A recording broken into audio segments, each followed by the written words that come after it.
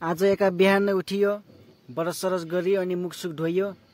आमालाई कहाँ जानुपर्ने मलाई भन्नुभयो, खाना पकाएछ है भन्नुभयो। अनि खानासाना पकाइयो, आगोसागो बाल्यो।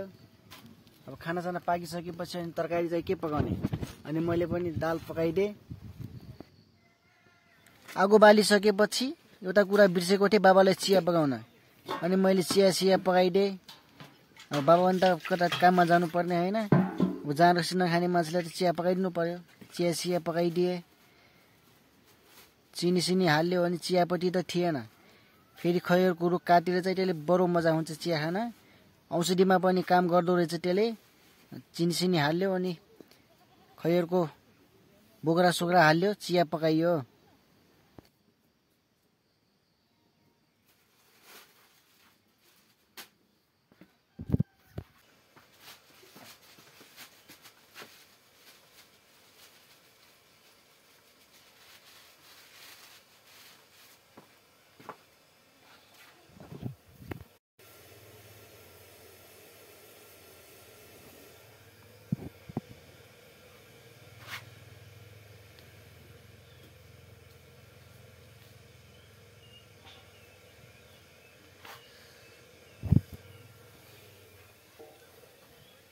बिहान पख भान्सा त गर्नु पर्यो होइन, घरमा कोही छैनन्।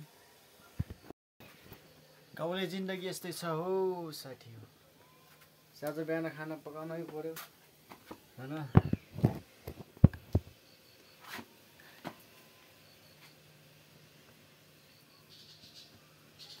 छोड खेन जै हो जिन्दगी भर, पैमो आपन डगर।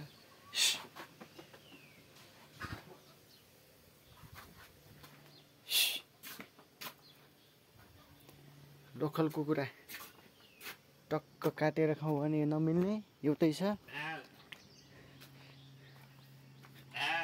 इनार।